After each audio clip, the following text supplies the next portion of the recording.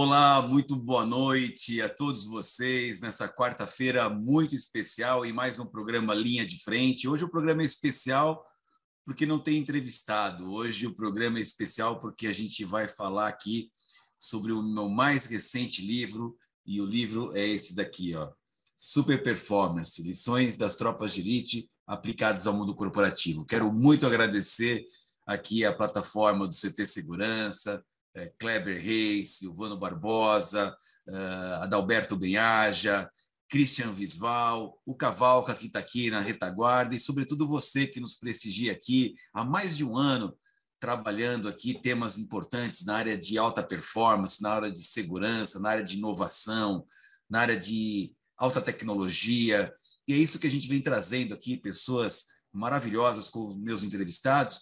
Mas essa noite aqui, eu pedi uma licença lá para o nosso pessoal do CT, para excepcionalmente não ter um convidado, justamente para ter como convidado esse livro, essa obra aqui, que acaba de ser lançada, já está aí. Eu fiquei muito feliz e quero compartilhar com vocês. A Fundação Bradesco comprou 10 mil exemplares para distribuir para todos os vigilantes e toda a sua rede.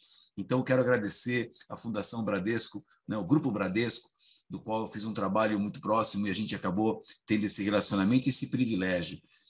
O livro já está sendo comercializado pela Amazon e eu estou aqui hoje agradecendo cada um de vocês aqui presentes para falar um pouquinho dessa história, dessa bandeira que eu venho defendendo. As pessoas que me conhecem sabem que eu trabalho os temas de segurança, segurança como qualidade de vida, como estilo de vida, isso junto com meu sócio, meu amigo, meu irmão Roberto Costa, desenvolvemos esse trabalho e até hoje estamos nas empresas, aí, nos eventos, trabalhando esse tema.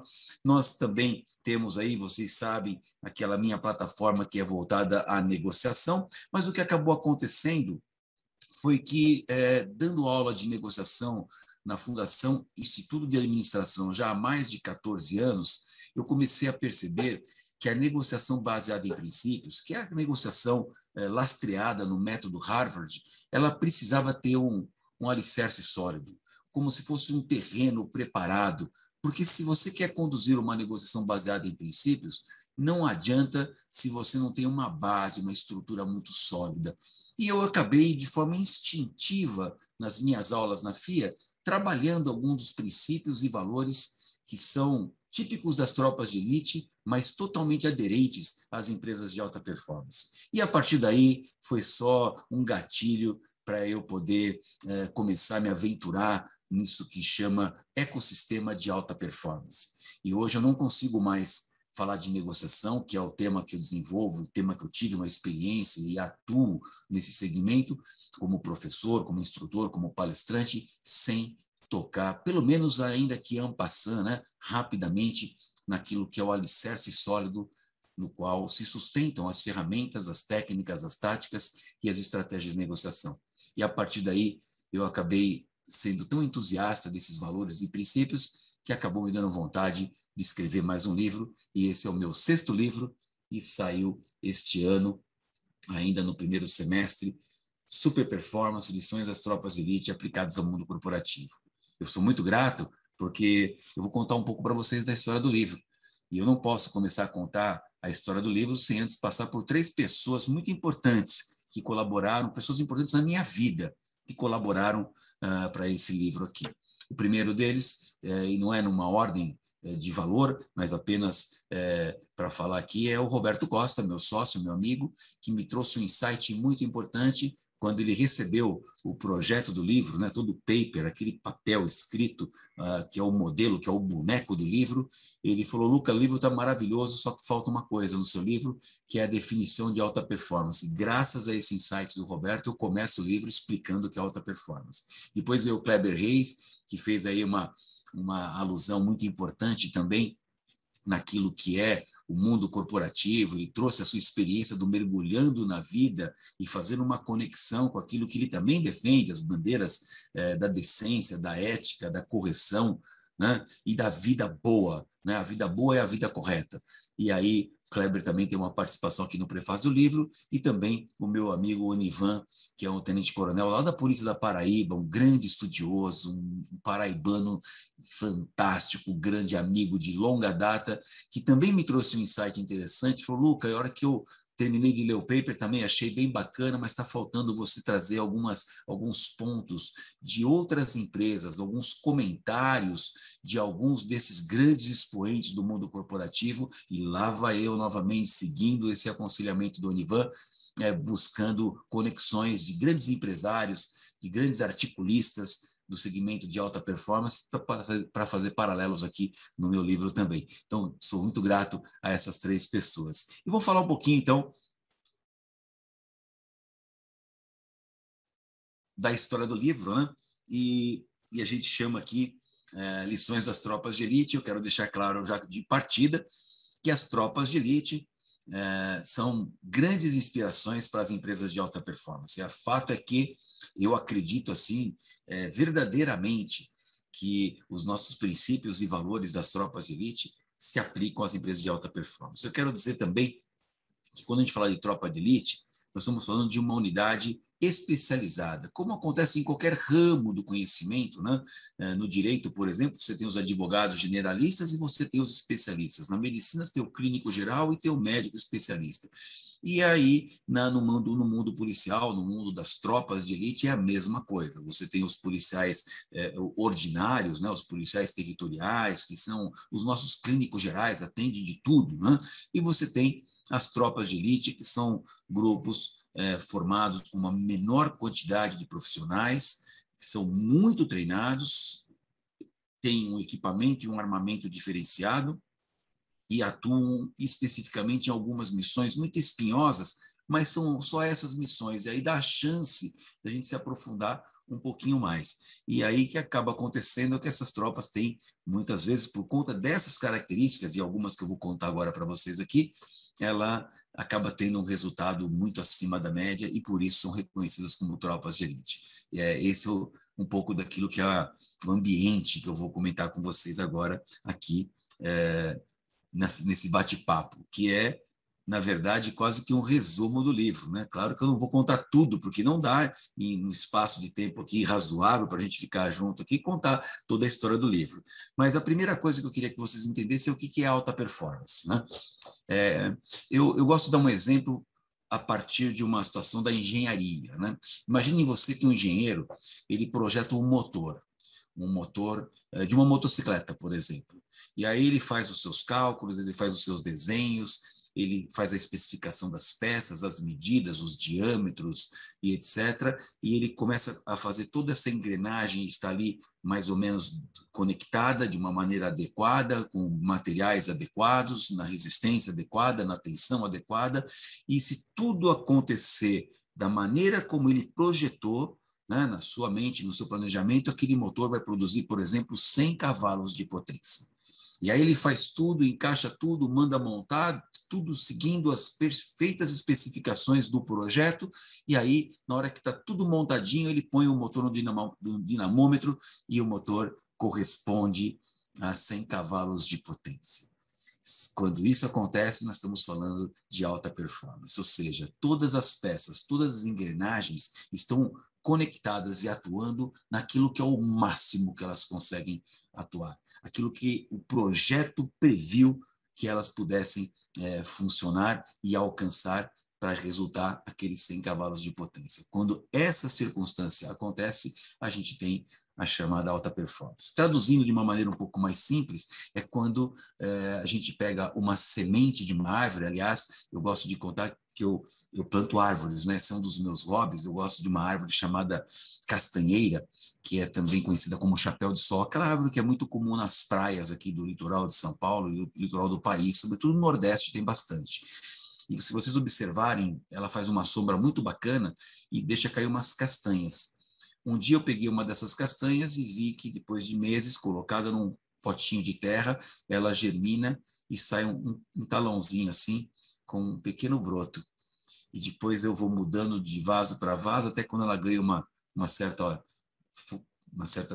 certo tamanho, eu vou plantar aqui no bairro e nas praças aqui da região que eu moro. E tem algumas aqui no meu bairro que já estão bastante grandes, são bonitas demais, é muito bacana de ver. E qual que é a lição que eu tiro disso? A lição é que a hora que eu pego uma semente de castanheira, tem gente que vê uma semente, eu vejo uma árvore em potência. É só dar as condições para ela desenvolver aquilo que a natureza deu para ela desenvolver. Isso é alta performance. Na filosofia também a gente tem essa mesma pegada, né? É quando você encontra aquilo que é a sua felicidade, no sentido de colocar a serviço da sociedade ou a serviço do mundo aquilo que você tem na sua essência, aquilo que você tem de melhor, na máxima potencialidade. E quando a gente está dessa maneira, a gente fala em alta performance. Isso é alta performance. É você estar muito bem encaixado num projeto. E quem trabalha dessa maneira em alta performance, aí nem é trabalho, né, gente? Acaba sendo uma coisa assim de tanta alegria, você se sente tão enganjado nisso daí que passa a ser uma coisa que faz parte da sua vida. Eu sempre gosto de lembrar que não é só trabalho. A vida não é só trabalho. A vida é trabalho, é descanso, é convívio com a família, mas o barato da vida é você estar fazendo aquilo que você nasceu para fazer, sabe? E quando a gente descobre isso, é realmente um motivo de muita felicidade. É essa mais ou menos a ideia de alta performance, né? E no livro, e aqui resumidamente, eu vou falar de alguns dos valores que eu trabalho no livro, e no final eu trabalho algumas técnicas de liderança que se confundem até com técnicas de negociação. Mas eu queria focar um pouco mais hoje nessa live aqui, o resto eu vou deixar para quem quiser ler o livro e se interessar por ele, porque tem muita coisa legal aqui para entender, é justamente os principais valores que estão contidos nesse livro. E um deles, o primeiro deles que eu trago é a integridade.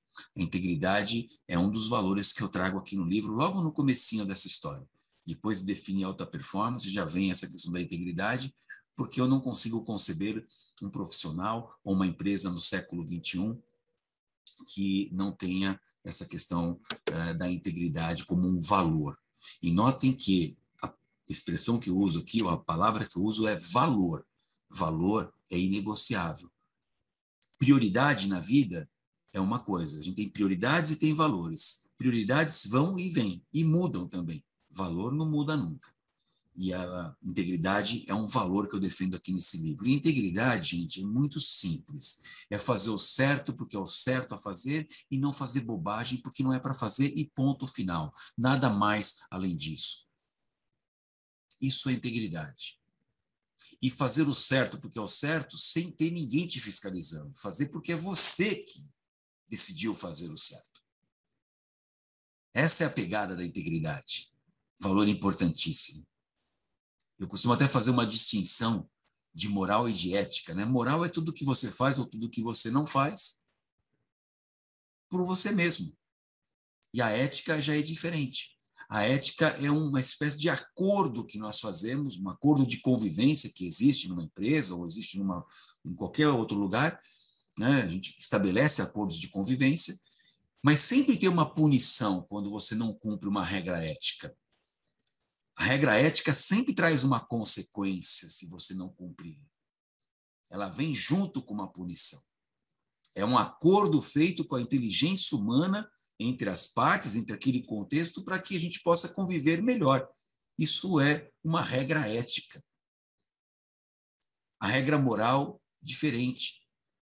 Ela não tem nenhuma punição, é você com você mesmo. A punição é a sua própria consciência. Então, eu vou dar um exemplo aqui para vocês, para ficar claro. Você, por exemplo, acha uma carteira na rua. E se você é movido por um valor chamado honestidade, moralmente você concorda com esse valor da honestidade, você vai devolver a carteira para o dono. Ponto final. É o certo a fazer.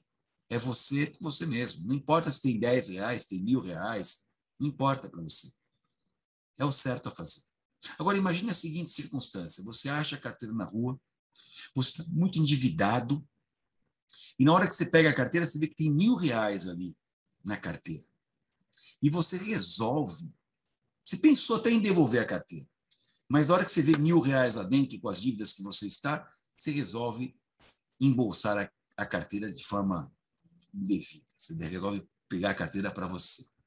Um pouquinho antes de pôr a carteira no bolso, você olha no ambiente e viu que tinha uma câmera de segurança ali filmando a ação. E aí, com medo da censura, com medo de alguém descobrir que você embolsou a carteira indevidamente, você vai lá e devolve, você muda de ideia e devolve para o dono. A pergunta é, tem o mesmo valor do que aquele que devolveu, não importa nada, devolveu porque era o certo a fazer? Convenhamos, não tem o mesmo valor. O segundo devolveu a carteira apenas com medo da punição. Ele fez o certo, que é devolver a carteira, mas não tem o mesmo valor do que aquele que devolveu, porque devolveria de qualquer jeito. Nós, as tropas de elite, você de uma empresa de alta performance, não podemos gostar de pessoas tuteladas, de pessoas que só fazem as coisas porque tem uma espada em cima da cabeça ou um espeto na retaguarda. A gente faz o certo porque é o certo para fazer e não faz bobagem porque não é para fazer. Isso chama integridade. E muito importante também deixar claro que mesmo que aconteça alguma coisa, uma não conformidade, a gente também tem que agir com integridade. E agir com integridade na hora da conformidade é a melhor chance que você tem de verdadeiramente mostrar quem é você. Fica aí a lição. É na hora da crise que a gente vê quem é quem. É na hora do perrengue que a gente vê quem está do nosso lado. É na hora do sufoco que você percebe quem que é o fornecedor que atende você ou o fornecedor percebe como você o atende.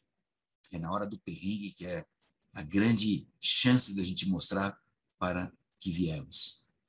Isso chama integridade. Esse é um valor para nós. Um outro valor importante que eu trato no livro é o voluntariado. Não há tropa de elite no planeta que tenha alguém trabalhando lá obrigado, ou seja, forçado, que esteja lá sem querer estar. E nesse aspecto a gente se assemelha de novo às empresas de alta performance. Qualquer empresa de alta performance, quando abre um processo seletivo, faz fila para poder entrar. Todo mundo sonha em trabalhar numa empresa reconhecida como uma empresa top de mercado, uma empresa de alta performance. E a mesma coisa nas tropas de elite. Pode ir lá perguntar no GAT aqui em São Paulo, no BOP no Rio de Janeiro, na SWAT nos Estados Unidos, no SIS na Inglaterra, no GSG9 da Alemanha, no GIGN da França. Os nomes são diferentes, mudam um pouquinho, mas a essência é a mesma. Não tem ninguém que esteja numa tropa de elite obrigado a estar lá porque é voluntário. E, ora, se você é voluntário para estar lá, só resta uma coisa a você: fazer o máximo que você pode fazer, dar o máximo de si. Essa é a pegada. E é por sermos voluntários que a gente não sofre quando a gente está trabalhando numa tropa de elite, que a pegada é dura. Nós vamos falar já já de outros valores. É por isso que para nós happy hour é segunda-feira de manhã, na sexta-feira à tarde. É por isso que para nós, quando chega domingo à noite, depois do Fantástico, aparece lá domingo maior, nós não temos taquicardia, como alguns têm, porque amanhã, segunda-feira, eu vou ter que voltar para aquele inferno. A gente está muito bem posicionado onde nós estamos. E isso é a beleza de uma tropa de elite. Nós somos voluntários para fazer o que nós fazemos. Não tem ninguém obrigado. E se você está lá porque você é voluntário, meu amigo, segura a onda, minha amiga, segura a onda, porque é assim que vai funcionar. Isso é tropa de elite, isso é empresa de alta performance. Um outro valor que nós temos, que também está aqui no livro, chama senso de pertencimento. O senso de pertencimento é uma coisa muito bacana, como é legal se associar seu nome a uma empresa de alta performance. Durante muito tempo eu fui o comandante Luca Dugatti, né? E essa é uma coisa bacana. A gente tem esse orgulho e a gente tem uma coisa que chama honrar o legado. Nós entendemos que esse grupo, que é o caso do Dugatti, que inspira toda essa dinâmica da alta performance aqui que eu compartilho com vocês, nós temos que muita gente passou por lá. E muita gente contribuiu para poder colaborar, de certa maneira, colaborou para que o nome seja hoje um nome forte, um nome de orgulho, um nome de prestígio, um nome reconhecido. E cabe a nós agora, que estamos com a batuta na mão, com o bastão de revezamento, entregar esse bastão para quem nos suceder um dia melhor e mais forte. É honrar o legado daqueles que por aqui já passaram, deixaram o seu suor, deixaram as suas lágrimas, deixaram o seu sangue e alguns deixaram a sua vida para transformar isso num forte nome, num nome de presença, num nome reconhecido. Então, nós temos que continuar nessa escalada ascendente continuar nesse caminho rumo ao topo do Everest, isso é o senso de pertencimento. Outra coisa que nós temos permanentemente é aquilo que a gente chama de zona de desconforto. Para nós, tropa de elite, para você, empresa de alta performance, não pode existir zona de conforto. Zona de conforto, se você está na zona de conforto, se você está na sua empresa, não tem meta para cumprir, não tem prazo para observar, etc., pode preparar, porque alguma coisa errada está acontecendo. Não existe ambiente de alta performance onde nós não temos aí essa tensão da zona de desconforto. É chapa quente o tempo inteiro. Essa é a pegada nossa. Né? É entender que a vida é cheia de afazeres, a vida é puxada, né? Só tem sucesso depois de muito trabalho duro e, consequentemente, nós estamos com um método de aprendizado ligado permanentemente, é on permanente. Ou também comungamos a expressão em inglês, que nós chamamos aqui de lifelong learning, né?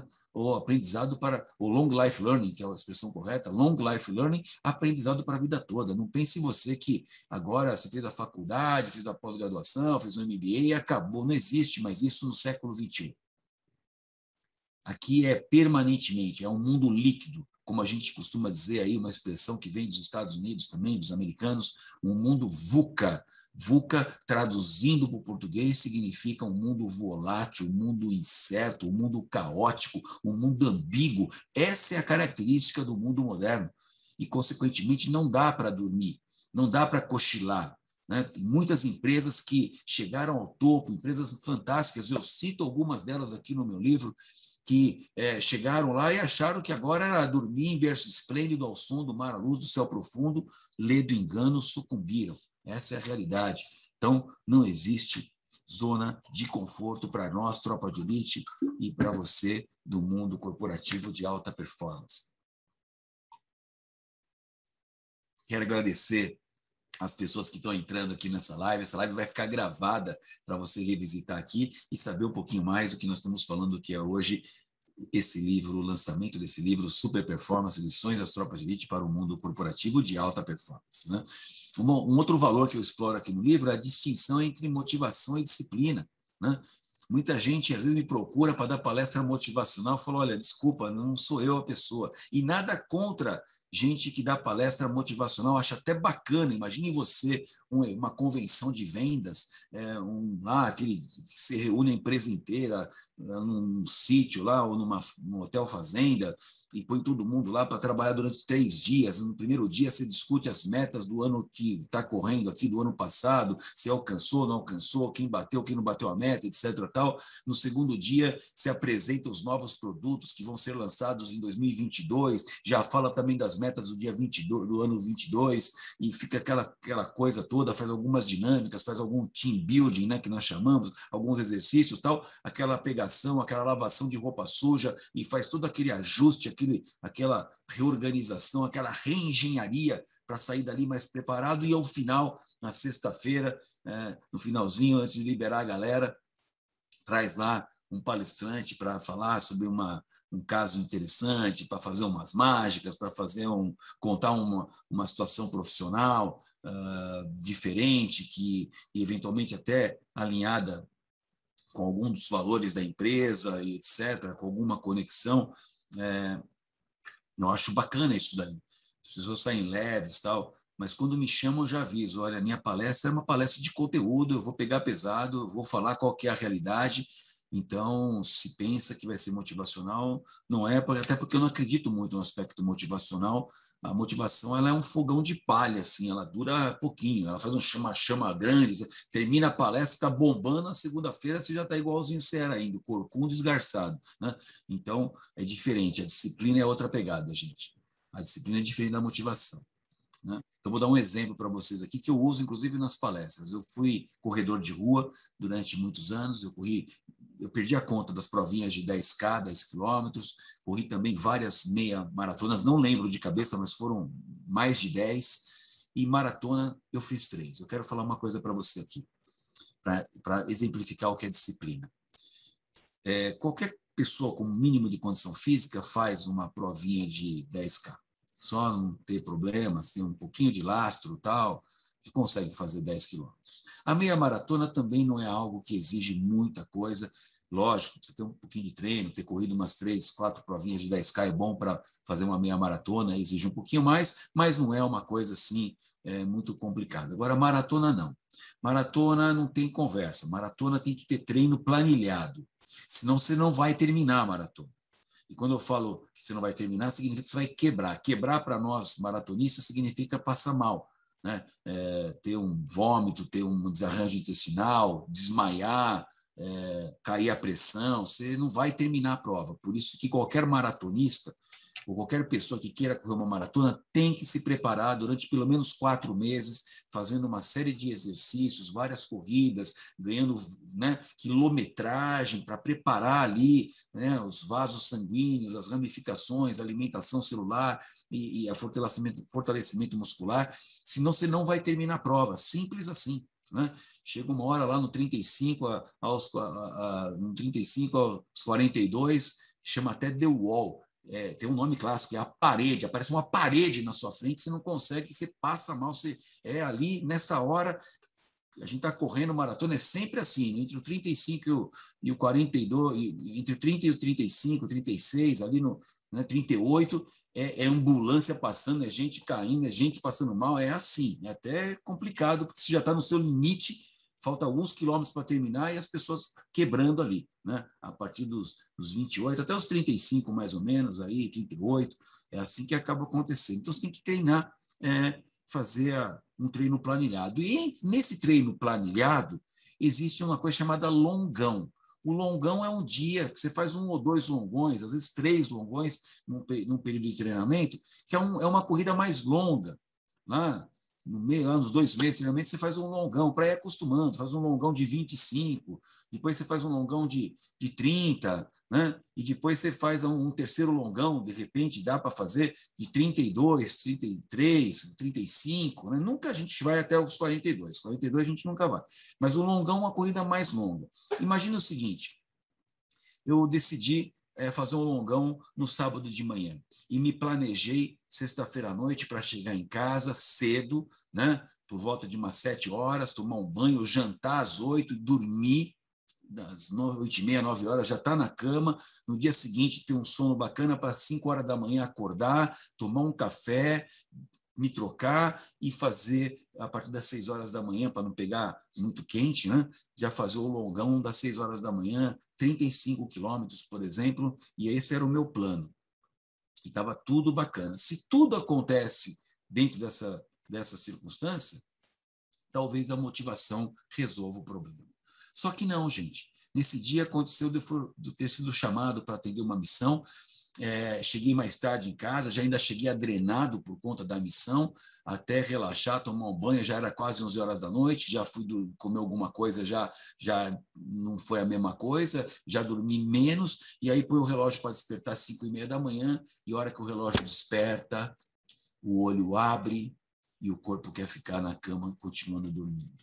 Se é motivação o que me move, eu aperto soneca e continuo dormindo. Agora, se for disciplina o que me move, disciplina significa consistência, compromisso, coerência com o propósito que você mesmo estabeleceu, aí não. Aí você não vira para o lado e volta a dormir, você simplesmente levanta. Levanta, 1-0 para você. Vai para o banheiro, escova os dentes, 2-0 para você. Tira o pijaminha, coloca a roupa de educação física, 3-0 para você. Põe o tênis, 4-0, abre a porta, se tiver sol, tudo bem, se não tiver sol também, você vai do mesmo jeito, 5-0 para você, e você vai colecionando pequenas vitórias. Motivação não te faz isso, disciplina sim. Disciplina é liberdade, disciplina é coerência, disciplina é consistência. Outra coisa que eu trato nesse livro muito importante é a distinção entre esperança e confiança. Esperança, todo mundo fala dessa palavra bonita, né? Tem que ter esperança, mas a esperança para nós não é uma palavra bacana, sabe? A esperança sempre traz um medo embutido. Eu tenho esperança de passar no vestibular, é que você tem um medo de não passar. Eu tenho esperança de o ônibus chegar na hora certa para não me atrasar no meu compromisso, é que você tem um medo que aconteça um problema e o ônibus não chegue e você se atrase. né? Isso é esperança. Ela sempre traz um medo embutido. E nós, tropa de elite, você de alta performance, não pode ficar focado na esperança. Eu não quero ter esperança em você, eu quero ter confiança em você. E confiança é uma expectativa positiva. Na confiança não tem receio, gente. Confiança é confiança. Vou dar um exemplo de confiança para ficar claro aqui. Quando eu pego o avião, né? Quando eu pego um avião, eu vou fazer uma viagem de avião, eu vou lá no aeroporto, passo no raio-x, vou lá no meu portão de embarque, com o meu cartão de embarque, minha identidade, passo ali na hora do embarque pela comissária ou pelo pessoal de terra, desço o finger, localizo o meu assento no avião, eu sento no assento pré-determinado, coloco o cinto de segurança, pego um livro, ou pego o meu telefone para ouvir uma música, e só, gente, estou pronto para chegar no meu destino. Eu não vou lá chamar a comissária e falar assim para ela, por favor, você pode me trazer aqui o certificado de saúde do piloto, né, o exame, a carteira de médica do piloto, ou me traz aqui a caderneta de manutenção do avião? Não faço isso, gente. Por quê? Porque na aviação eu tenho confiança. Aliás, a aviação leva tão a sério as regras que gerou em nós. Nunca, não é que não tem acidente, e também não é que não tem pessoa que deve eventualmente ter algum tipo de problema, né, de paura, ter um tipo de trauma e que não gosta de voar. Mas a grande maioria das pessoas, e eu me incluo nessa grande maioria, vê na aviação um método de transporte muito seguro. E nós temos confiança. E é por isso que eu sento lá e aguardo a decolagem para o meu destino. Isso é confiança. O que nós trabalhamos aqui é que a gente quer ter em relação aos nossos parceiros de negócio, aos nossos clientes, aos nossos fornecedores, ou queremos que as pessoas nos enxerguem com confiança e não com esperança. Essa é uma palavra importante. Outra coisa que eu trato aqui nesse livro é a questão de cumprir normas, né? Nós, as tropas de elite, nós temos até uma coisa chamada, que nós chamamos de fundamento ético, né? Ou fundamento doutrinário, que é fidelidade aos princípios doutrinários. O que é uma doutrina? A doutrina é um caminho seguro. A doutrina é algo que alguém pensou e falou, faz desse jeito que vai dar certo. Esse é o melhor a fazer, esse é o melhor forma de fazer assim. E quando a gente tem alguma coisa que fala que é melhor fazer assim, vira uma regra, pode ser escrita ou não, mas passa a ser uma doutrina. E nós temos um fundamento ético que é fidelidade aos princípios doutrinários. Nós não brigamos com normas, nós cumprimos as normas. Nós entendemos que as normas são valiosas. E quando eu falo normas, gente, pode ser as normas de conduta interna, as boas práticas e também a legislação. Não dá para imaginar que em pleno século XXI a gente vai continuar dando balão, aí eu vai achar que pode dar balão, dar chapéu, dar olê, né, nas pessoas. Não dá mais certo. Vocês estão vendo o que acontece aqui no nosso próprio país. Aliás, a Operação Lava Jato mostrou um pouco disso, sabe? Como as pessoas que praticam atos fora das conformidades legais ou fora das regras, depois é chamada a responsabilidade. Pode não ser na hora, mas depois vai sofrer a consequência, sabe?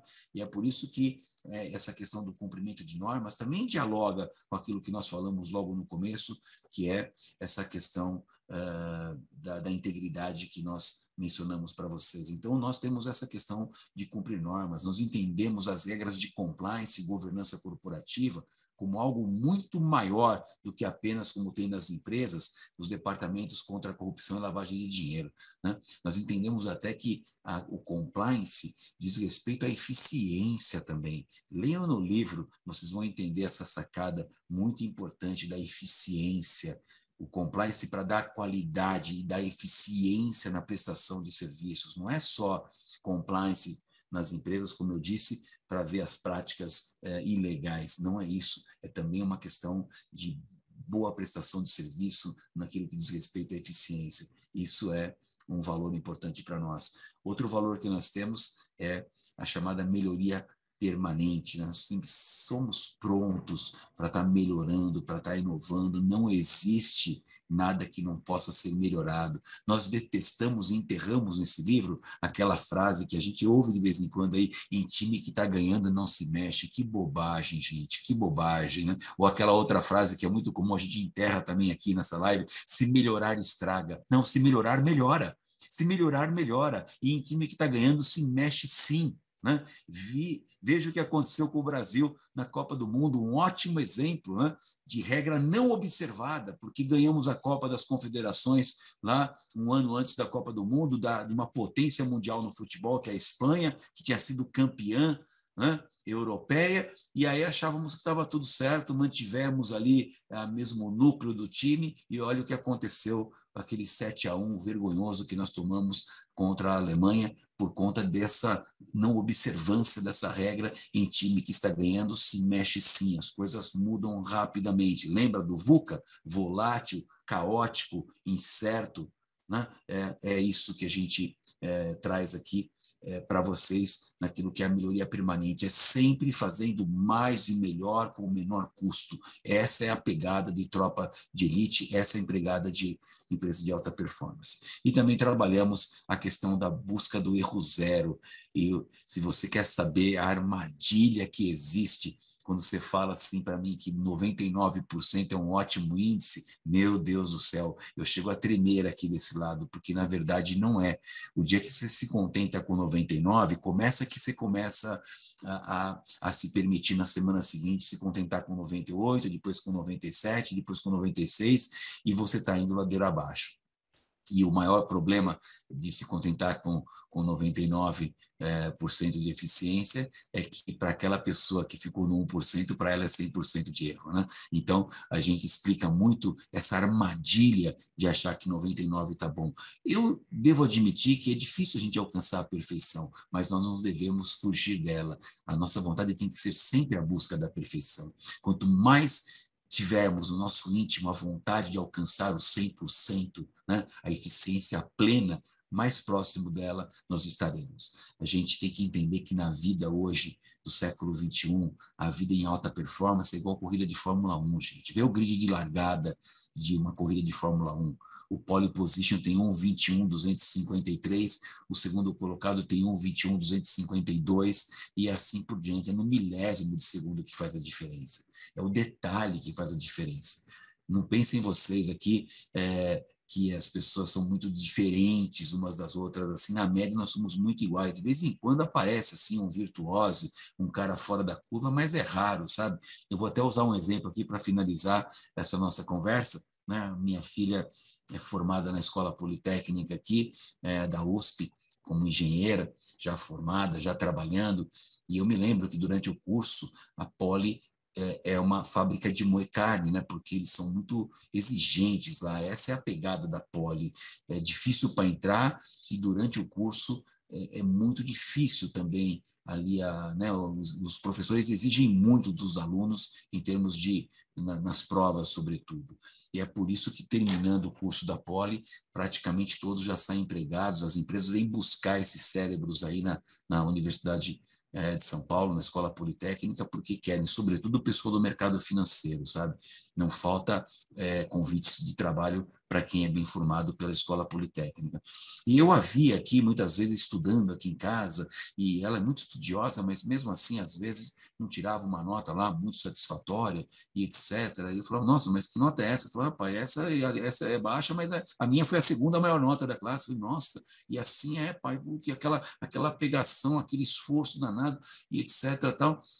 Bom, e aí um dia eu falei, escuta, mas vem cá, filha, todo mundo é assim? Todo mundo tem essa... Eu falei, pai, é muito difícil, mas olha, eu falei, na sua turma não tem alguém? Eu falei, tem. Na minha turma tem vou dar um exemplo aqui, tem o João. Eu falei, e o que tem esse João? Ah, pai, ele, olha, nem é daqueles nerds que fica lá, ele vai na festa, ele tem namorada, ele também faz as coisas e tal, mas ele é diferente, ele é um cara que... Mas é só ele, viu? Porque o resto é que nem eu aqui, a gente está malhando bem. Eu falei, e na turma passada? Ah, na turma passada era o José, pai.